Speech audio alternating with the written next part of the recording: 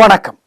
எல்லையற்ற கருணையுடைய குரு பகவான் சிம்ம ராசியிலிருந்து கன்னி ராசிக்கு வந்திருக்கிறார். இதன் மூலமாக ஒவ்வொரு ராசிக்கும் எவ்வளவு நன்மைகள் தீமைகள் என்பதை சொல்ல இருக்கிறோம். அதை மதிப்பெண் மூலமாக வெளிப்படுத்துகிறோம். இந்த மதிப்பெண் உங்கள் பிறந்த நேர ஜாதகத்தை பொறுத்து 10 மதிப்பெண்கள் கூடவோ குறையவோ செய்யும் என்பதையும் ஞாபகத்தில் வைத்துக் கொள்ளுங்கள். தசா புத்தி, திசை என்ன புத்தி என்ன என்பதை பொறுத்து இந்த மதிப்பெண்கள் குறையவோ கூடவோ செய்யும். ஆனால் 10 மதிப்பெண் அளவில்தான் என்பதையும் கவனத்தில் கொள்ளுங்கள். ஒவ்வொரு ராசிக்கும் என்ன பிரச்சனை, என்ன நன்மை இப்பொழுது பார்க்கலாம்.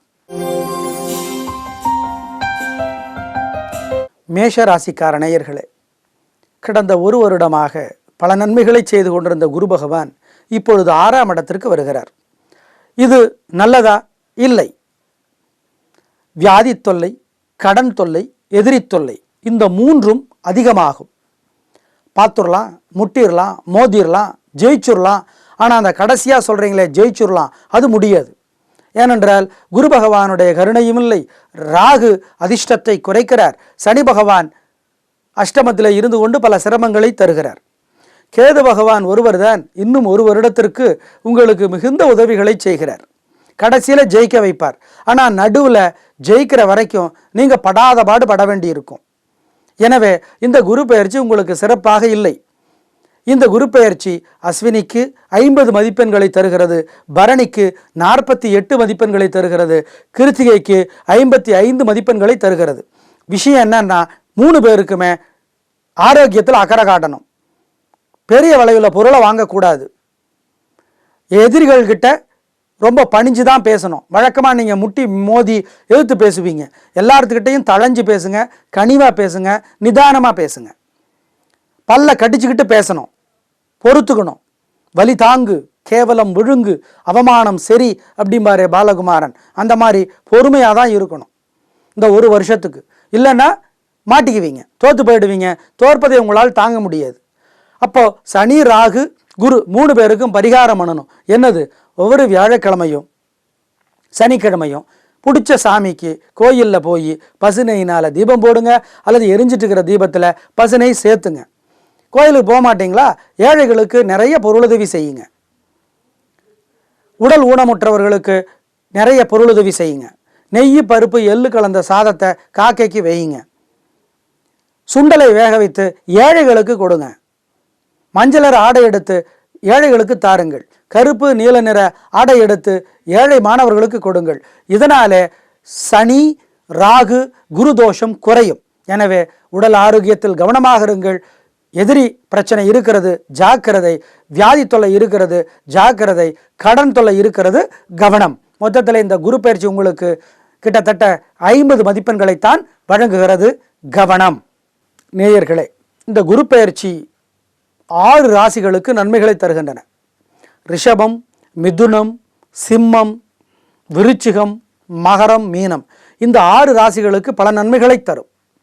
ஆனால் இந்த குரு பயிற்சி கொஞ்சம் வித்தியாசமான குரு பயிற்சி. என்னென்னா, ராகுவை விட்டு குரு விலகி விட்டதாலும் கேதுவை பார்க்காமல் போவதாலும் ராகு கேது பகவானால் தொல்லைகள் அதிகமாகும். அதுதான் பிரச்சனை. சனி பகவானையும் குரு பார்க்கவில்லை. எனவே குருவின் பார்வையிலிருந்து இந்த 3 கிரகங்களும் தப்பிச்சிருச்சு. சனி ராகு கேது 3 கிரகங்களும் குருவின் பார்வையிலிருந்தும் தப்பிச்சிருச்சு, குருவின் சேர்க்கையிலிருந்தும் தப்பிச்சிருச்சு. அப்போ குரு பகவான் நன்மை செஞ்சா கூட இந்த 3 கிரகங்கள் தீமைகளை செய்வதற்கு காத்திருக்கின்றன. எனவே வழிபாடுகளை நம்ம முறையாக செஞ்சிடணும். தினமும் காலையில் 6:30 மணிக்குள்ள வீட்டில் கிழக்கு நோக்கி பசுனை தீபம் போடுறது ரொம்ப முக்கியம். வீட்டில் யாராவது ஒருத்தர் குளிச்சு முடிச்சுட்டு தீபம் போடணும் வீட்டில். அதே மாதிரி சாயந்தரத்தில் 5லேருந்து 6க்குள்ள பசுனை தீபத்தை வீட்டில் போடணும். தினமும் ஒரு கோயிலில் பசுனை தீபம் போடணும். அமாவாசைக்கும் தமிழ் மாத பிறப்புக்கும் குலதெய்வ கோயிலுக்கு கட்டாயம் போகணும். பிற்பகல் 12லேருந்து 3 மணிக்குள்ள அங்கே பசுனை தீபம் போடணும். 3 ஏழைகளுக்காவது வாழைக்காய், பச்சரிசி, புது துணி எல்லாம் தரணும். இதனால் ராகு சனி தோஷங்கள் விலகும். இப்போ பாருங்க, ரிஷபத்துக்கு குரு பகவான் ரொம்ப உதவியாக இருக்கார். ஆனால் ராகு அந்த உதவியை தடுப்பார், சனி அந்த உதவியை தடுப்பார், கேது அந்த உதவியை தடுப்பார். எனவே இந்த 3 கிரகங்களுக்கும் பரிகாரம் செஞ்சாதான் குரு பெயர்ச்சியினுடைய முழுமையான பலன் கிடைக்கும். அதே மாதிரி தான் சிம்மத்துக்கும், அதே மாதிரி தான் விருச்சிகத்துக்கும், அதே மாதிரி தான் மகரத்துக்கு. மகரத்துக்கு சனி உதவியாக இருந்தால் கூட கேது உதவியாக இல்லை, ராகு உதவியாக இல்லை. மீனத்திற்கு கேது பகவான் உதவியாக இல்லை. சிம்மத்திற்கு சனியும் ராகுவும் கேதுவும் உதவியாக இல்லை. விருச்சிகத்திற்கு சனியும் ராகுவும் உதவியாக இல்லை.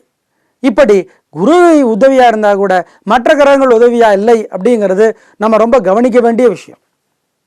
குரு பகவான் ஒருத்தர் மட்டும் எல்லா நன்மைகளையும் தந்துட முடியாது. அதனால தான் என்ன சொல்கிறோம், இப்போ 6 ராசிகளுக்கு நன்மைகள் இருந்தால் கூட மற்ற 3 பெரும் கிரகங்களான சனி ராகு கேதுவினாலே தொல்லைகள் இருக்கின்றன. அதனால தான் சொல்கிறோம்.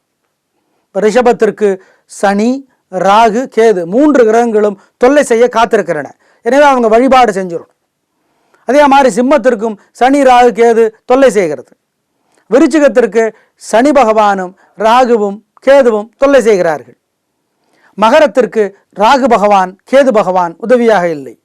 மீனத்திற்கு கேது பகவான் உதவியாக இல்லை. சனி பகவான் அவ்வளவு உதவியாக இல்லை. எனவேதான் குரு பெயர்ச்சியினாலே நன்மைகள் பெறுகிற இந்த 6 ராசிகள் கூட மற்ற கிரகங்களினாலே தொல்லை பெறுகின்றன என்பதனால் மற்ற கிரகங்களுக்கு வழிபாடு சரியாக செய்துவிட்டால் நல்லது நடக்கும். அதே மாதிரி பிறந்த நேரத்தில் இருக்கிற ஜாதகத்தில் திசை என்ன புத்தி என்ன என்பதை பொறுத்து நமக்கு குரு பெயர்ச்சியினுடைய நன்மைகள் தீமைகள் அதிகமாகும். மொத்தத்திலே இந்த குரு பெயர்ச்சி எல்லோருக்கும் நன்மையை தர நாங்கள் பிரார்த்திக்கிறோம். நன்றி, வணக்கம்.